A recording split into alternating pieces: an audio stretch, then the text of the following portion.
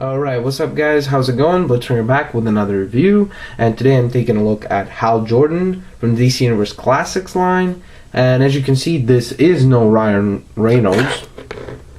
Right there, just for a close-up. I mean, maybe if Ryan Reynolds, that's a good name for him. Ryan Reynolds would have gotten a weird hairstyle and changed his complete appearance. But this is based on the comic appearance of Hal Jordan, or the way he appears in the comic books is a more proper way of saying it. Yeah, without further ado, let's take a look at him. I love how I say without further ado, even though it's been already a minute in. That's a unique dust to him that comes only on mine figure, so I think it's probably unique just to me. Alright, so first off, head sculpt. As you can see, really cool head sculpt, very accurate to the comic book appearance which he has. I do like the way the hair works, especially when you take a look in a profile look where the hair does elevate, and has a lot of really nice detail within the hair with nice black shading and finish in between the hair, so in the grooves of the hair, so to speak. I also like how the face is done. It's a very heroic and has a nice character expression to it, even though it is it's basically a dude wearing eye patch, an eye mask kind of covered. So I like the way that this looks, especially in a prophilic, is there a word like that? Like in a profile look. Some little complaints. Now this might be unique to my figure. As you can see, there is some paint scratches on the mask, as well as what I've been experiencing with a lot of DC Universe figures, which is kind of unfortunate. If the camera focuses, would be nice.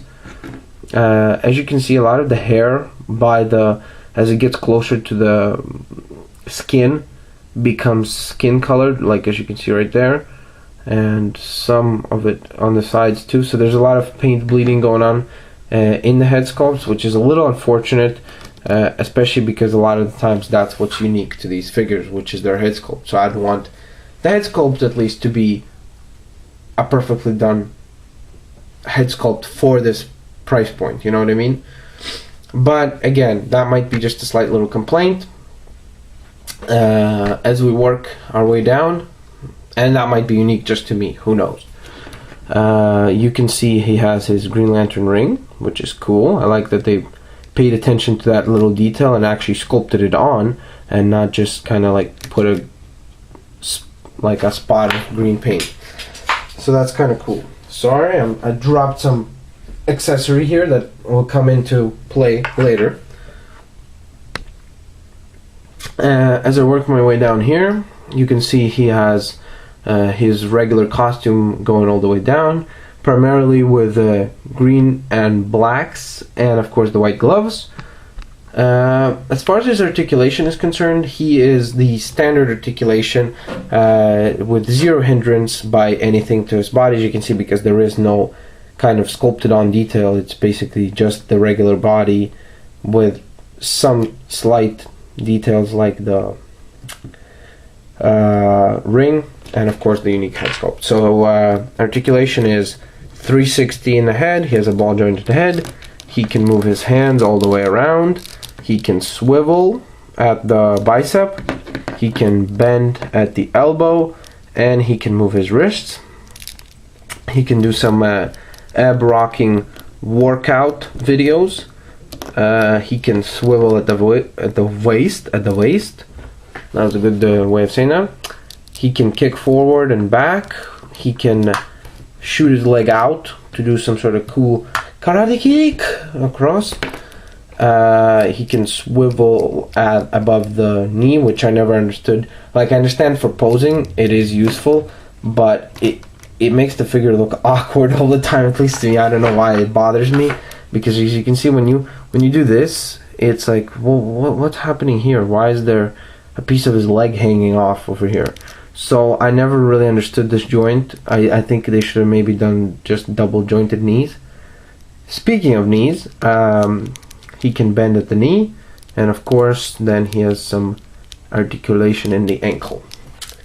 So as you can see, these figures are really articulate, especially when compared to like the counterpart figures, which is the DC Universe, which is the DC Direct figures of the Green Lanterns, who unfortunately have a little bit more detail and often have better paint jobs, but are much less articulate to the point that they are basically statues, or as some people like to call them, staction figures, where they are statues with some action figure details.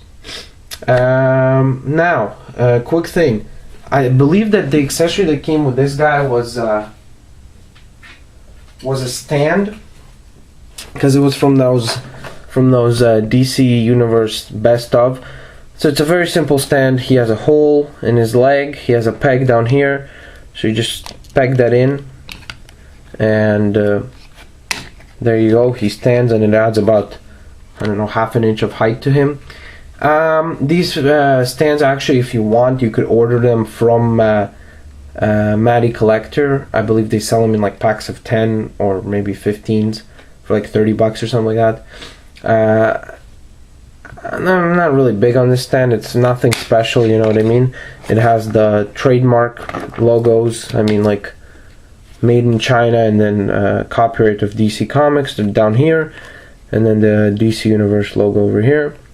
And nothing special. I wish that these guys would introduce some sort of flight stand into these figures, especially with the Green Lantern characters. I think that makes a lot of sense, and considering with the price point of these figures going up and up, I think that's something that is really fair for us collectors to ask for them to add.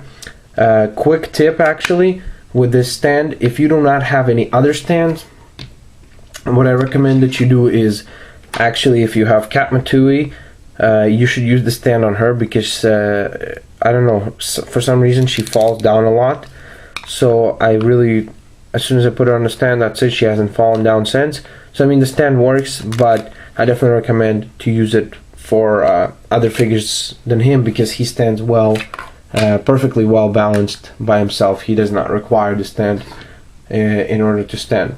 But some cool stuff that you can do with him is, you of course can attach some cool constructs that come with other Green Lantern characters, such as the John Stewart, which brought like this blaster type of deal construct, which is cool.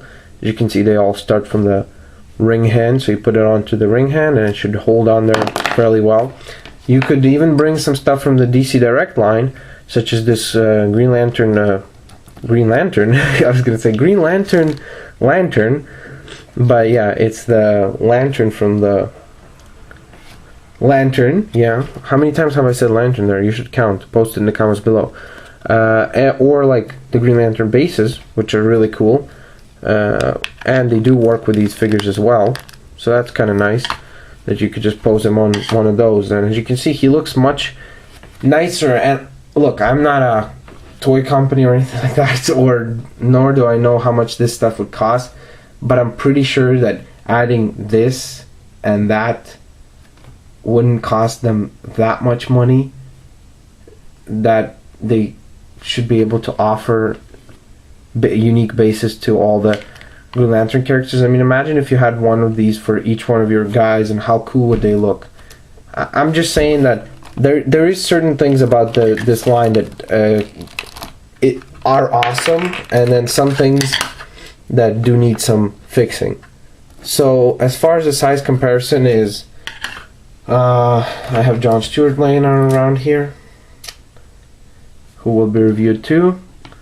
So there's John Stewart. As you can see, he is perfectly in scale with the DC Universe figures. Here's a 3 3/4 Crimson Dynamo figure, who will be my 3 3/4 representative. As you can see, he's just up to the abs, maybe a little bit lower, of Hal Jordan, and yeah, that's pretty much it. He also tends to fall when you push him, like every figure does. But yeah, again, as I mentioned before, the primary cool factor about these figures is the fact that you can stack them up next to each other and have a really cool Green Lantern Corps assembled slowly over time as you pick these guys up and add more and more characters to it. As you can see, there's a pretty decent looking Green Lantern Corps. And then, I mean, you can add more figures such as Stell and Guy Gardner, Kyle Rayner, which are all out for now. Tom Marie. I mean, there's a bunch of characters that you could add, which is the cool factor about this line. Overall, he's a great figure. He is a well done figure, even though I have pointed out some flaws. That's what I feel like a review should do, though. Is not just give you, oh, this is the best figure ever, but should also give you kind of what are some issues that you can expect with this guy, and whether or not it is worth it for the common folk to drop the money to pick this up for either his child, his, I don't know, a birthday present for someone special in your family, etc., or for yourself. So overall, he's a great figure. Comment below what you guys think about him. Rate, subscribe. I'll catch you guys next time. And yeah, let's swing around. See you later, guys.